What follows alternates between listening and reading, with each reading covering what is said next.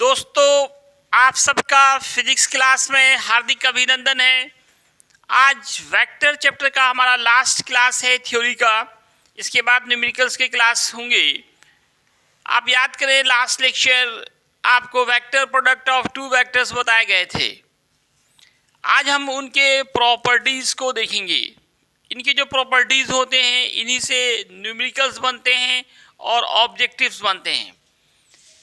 A vector cross B vector, that is vector product of two vectors और cross product of two vectors के जो फॉर्मूले थे, उस फॉर्मूले को पहले आप याद करें तो एक फॉर्मूले से आप सारे प्रॉपर्टीज निकाल सकते हैं। आप याद करें दोस्तों, A vector cross B vector का जो फॉर्मूला था, mod of A vector mod of B vector sine theta और n कैप था। इसी फॉर्मूले से हम लोग इनके वेक्टर प्रोडक्ट या क्रॉस प्रोडक्ट के गुणों को निकालते हैं।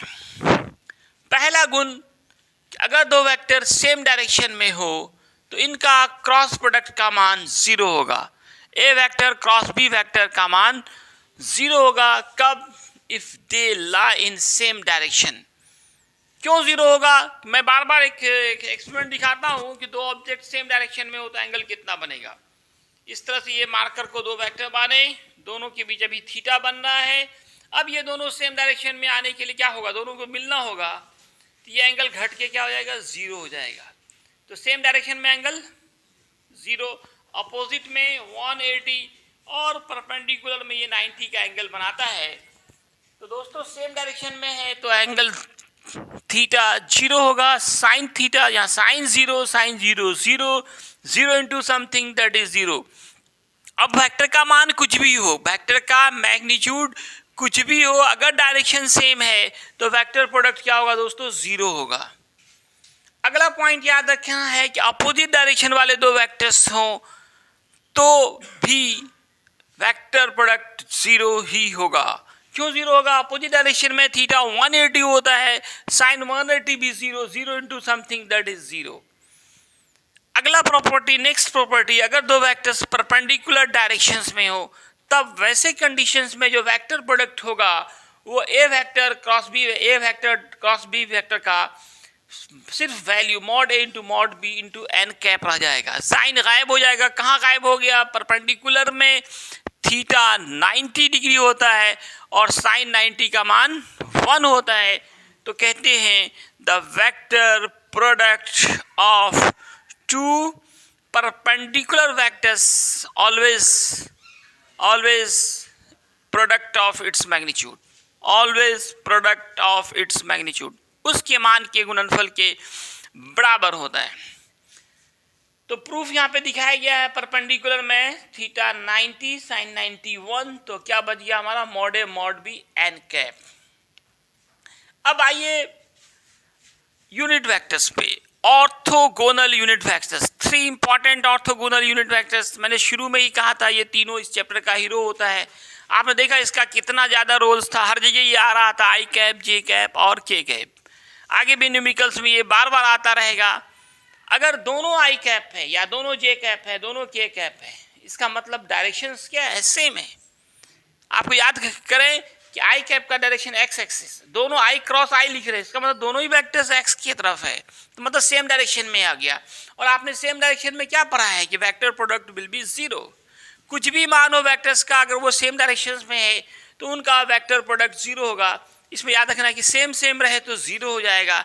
आई क्रॉस आई 0, जे क्रॉस जे 0 और के कैप क्रॉस के कैप, ये हमेशा 0 होगा।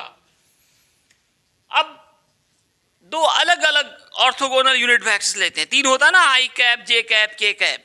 इसमें याद रखें दो का प्रोडक्ट तीसरे के बराबर होगा, थर्ड के बराबर होगा।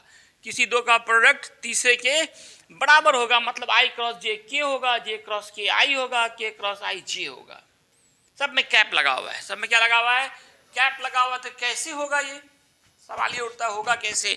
तो इसका मैं प्रूफ दिखा रहा हूं आपको। आप देखिए फिगर में कि आई क्रॉस जे, आई कैप और जे कैप के बीच का एंगल 90, जे और के बीच का एंगल 90, के और आई के बीच का एंगल 90। ये जो जेड एक्सिस होते हैं वो एक्चुअल में क्या होते हैं? क्या होते हैं, परपेंडिकुलर होते हैं, वर्टिकली आउटवर्ड। ये एक्स एक्सिस, ये वाई एक्सिस और ये जेड एक्सिस। जेड एक्सिस का डायरेक्शन मैंने कहा था ये इस तरह का 90 डिग्री का एंगल बनाते हुए ये वर्टिकली आउटवर्ड होता है। तो अगर हम i cap cross J cap करें तो mod i mod j sine 90 n cap, इस जीरो का वैल्यू आई कैप का वैल्यू 1, जे कैप का 1, साइन 91, बच गया हमारे पास क्या, एन कैप। एन कैप का जो डायरेक्शन होगा वो आप याद करें, जिन दो वेक्टर को मल्टीप्लाई किया जाता है उस दोनों के प्लेन पे परपेंडिकुलर होता है, कौन, एन कैप। तो अभी हम लोग ले रहे थे आई कैप जे कैप, तो एन कैप का डायरेक्शन क्या होगा, इस दोनों के प्लेन पे परपेंडिकुलर होगा और इस दोनों के प्लेन पे परपेंडिकुलर जेड एक्सिस होता है जो इस तरह से रहते हैं। ये जो हमारा मार्कर देख रहे हैं ये 90 का एंगल बनाते हुए ये वर्टिकली आउटवर्ड है, it is the direction of Z axis. ये आई कैप, ये जे कैप और ये क्या होगा हमारा के कैप का डायरेक्शन होगा। इसी को हम लोग क्या करते हैं, इधर सुला देते हैं, लाई कर देते हैं। तो ये हमारा के कैप का डायरेक्शन है। तो यही एन कैप का भी हो रहा है।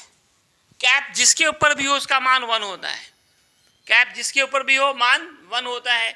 अब मान भी बराबर, दिशा भी बराबर, magnitude and direction both same, तो हम एन कैप को लिख सकते हैं के कैप। तो सीधा याद रखना है कि दो का प्रोडक्ट तीसरे ऑर्थोगोनल यूनिट वेक्टर्स के बराबर होगा, आई क्रॉस जे के, जे क्रॉस के क्रॉस आई जे। लेकिन डायरेक्शन रिवर्स हो जाए, उल्टा हो जाए तो माइनस में हो जाएगा। जे क्रॉस आई करें तो माइनस के क्रॉस जे करें माइनस आई क्रॉस के करें माइनस जे। तो इसमें लोगों को बहुत कंफ्यूजन होता है कि कब प्लस कब माइनस लें।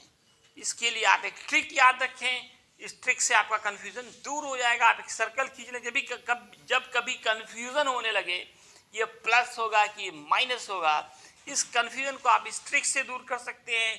एक सर्कल ड्रॉ करें, 3 जगह लिख दें, एक जगह आई कैप, एक जगह जे कैप और एक जगह के कैप। इसमें याद रखें कि एंटी क्लॉकवाइज प्लस होगा और क्लॉकवाइज माइनस होगा।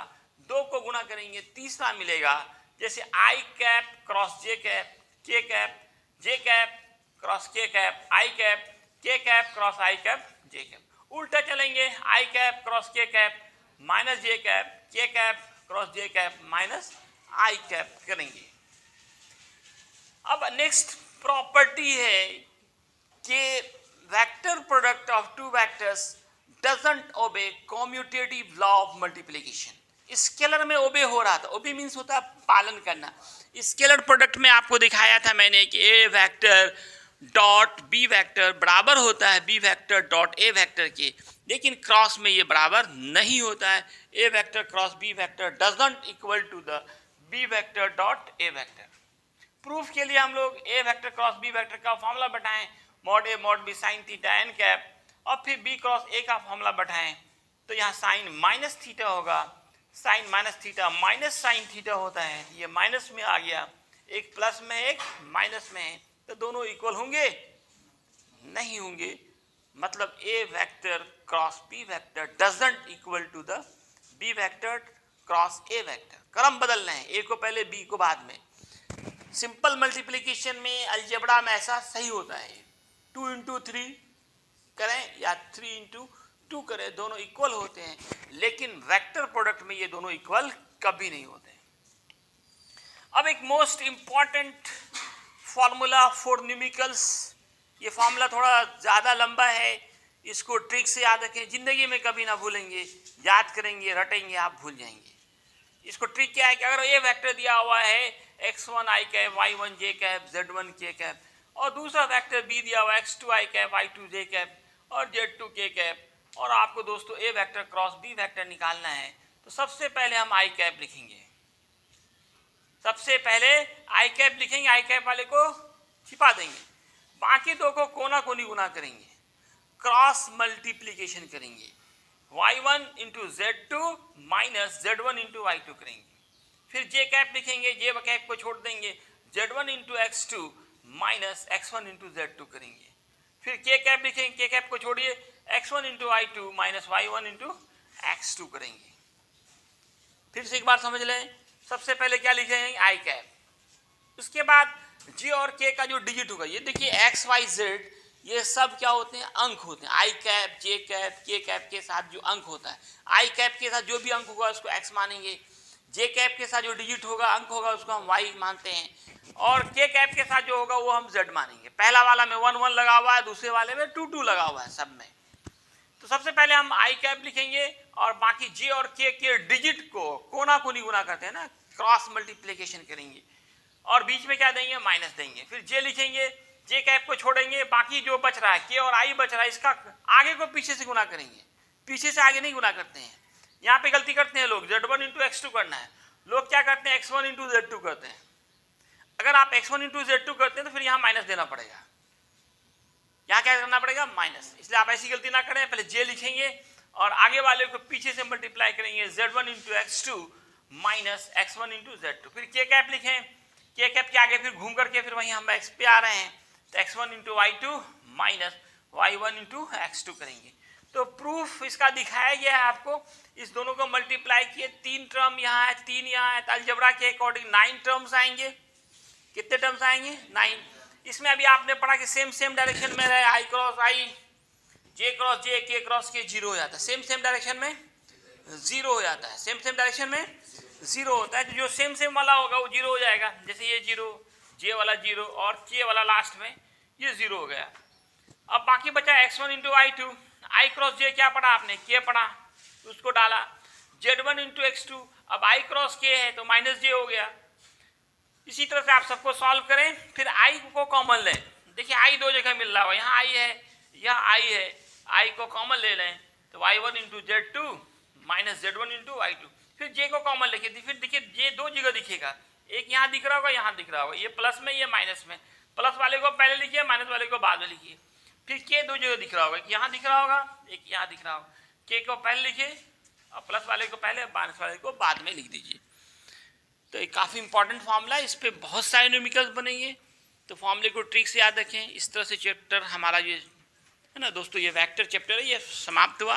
अब आप SC वर्मा है, एम करीम है ना, कुछ NCERT में भी प्रॉब्लम्स हैं, सबको बनाएं, कल से न्यूमेरिकल चलेगा।